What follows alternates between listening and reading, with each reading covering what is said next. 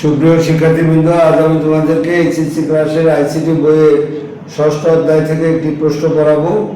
প্রশ্নটি হলো যে ডিবি ব্রাউজার ফর এসকিউলাইট এটি ব্যবহার করে আমরা স্কুল নামের একটা ডেটাবেজের অধীনে স্টুডেন্ট নামের একটা টেবিল তৈরি করেছি। সেই টেবিল থেকে আমরা কিভাবে টিমা নামের একটি মেয়ে, যার যে অষ্টম শ্রেণীতে পড়ে, যার রোল হলো 1 বা যে কোনো কিছু 1, তার মানে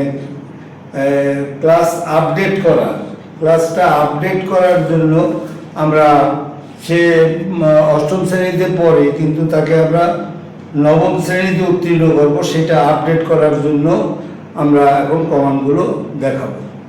তাইলে আমাদের হলো প্রশ্নটি হলো,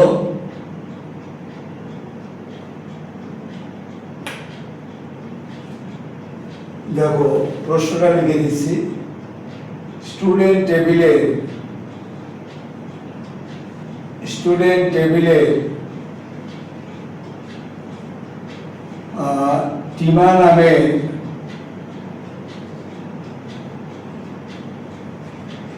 একজন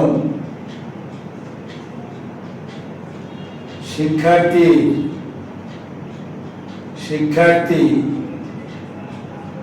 যার ক্লাস 8, রোল 1, তাকে আপডেট করে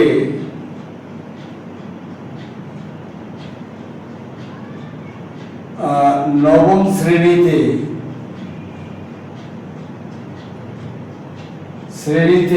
উত্তীর্ণ করা।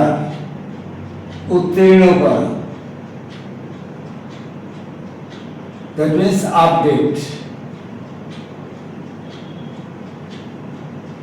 তো আমরা এই প্রশ্নের উত্তর করার জন্য আমরা প্রথমে বলবো যে আমরা ডিবি ব্রাউজার ফর এসকিউলাইট, ডেস্কটপে থাকা ডিবি ব্রাউজার ফর এসকিউলাইট এটির উপরে ডাবল ক্লিক করি এবং এরপরে এটাকে আমরা ওপেন করি। তাহলে আমরা এক নম্বরে আমরা ডিবি ব্রাউজার ফর এসকিউলাইট,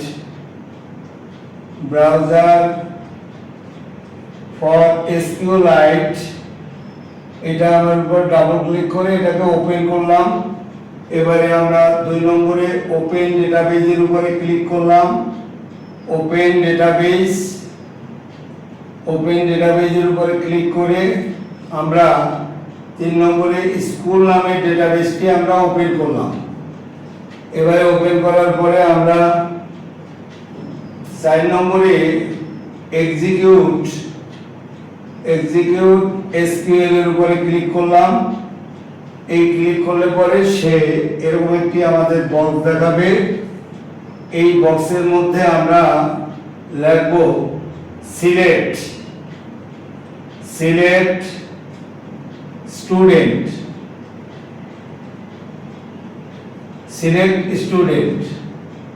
এবারে সেট ক্লাস,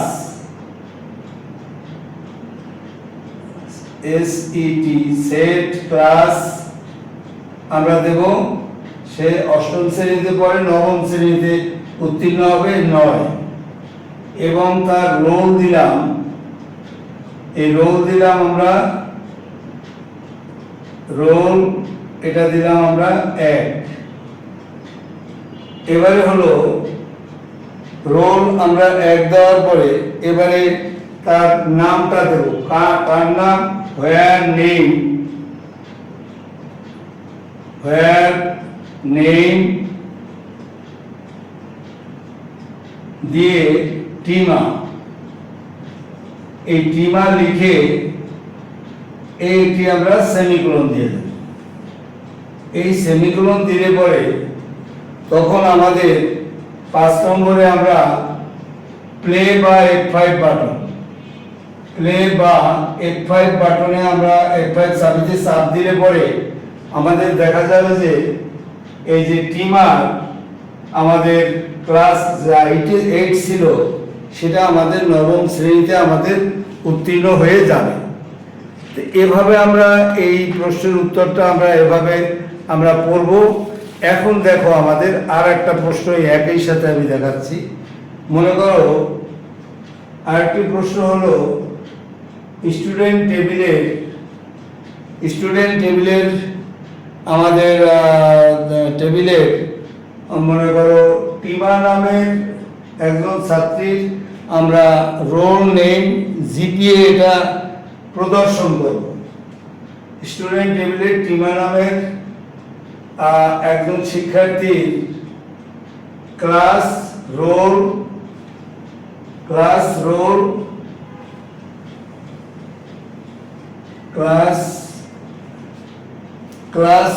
এবং নেম ক্লাস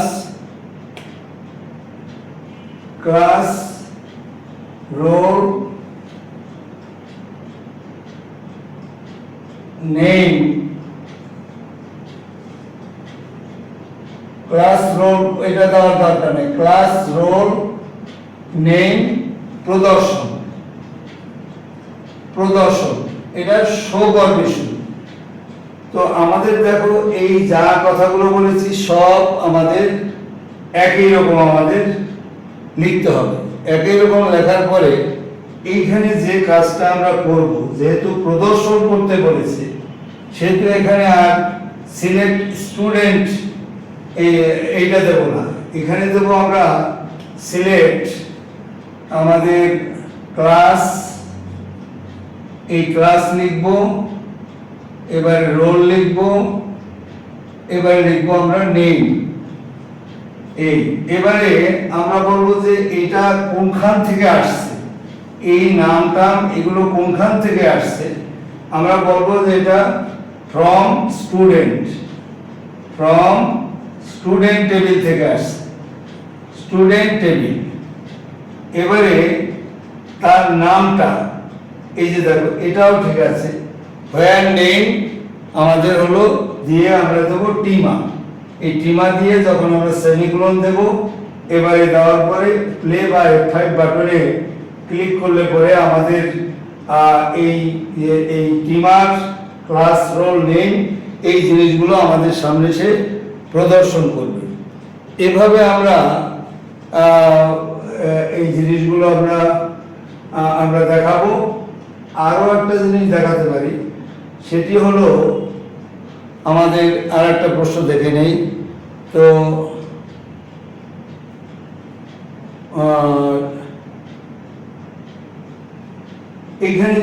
এখানে বলে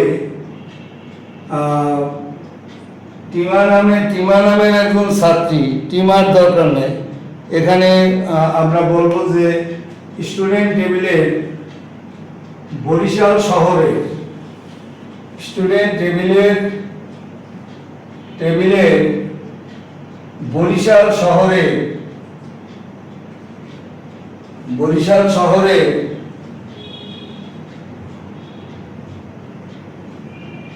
সকল শিক্ষার্থী ক্লাস রোল নেম প্রদর্শন, এটা যদি বলি। এইরকম যদি একটি প্রশ্ন আসে যে স্টুডেন্ট টেবিলের বরিশাল শহরের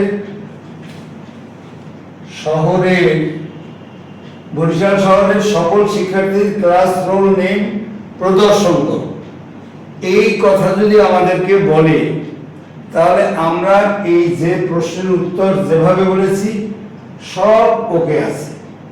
সিলেক্ট ক্লাস রোল নেম, এবারে ফ্রম স্টুডেন্ট এটাও ঠিক আছে, শুধুমাত্র হোয়ার আমাদের এই যে হোয়ার এখানে দিয়ে দেব আমরা অ্যাড্রেস, ঠিকানাটা অ্যাড্রেস এটা দেব বরিশাল। এই বরিশাল লিখে দিলেই,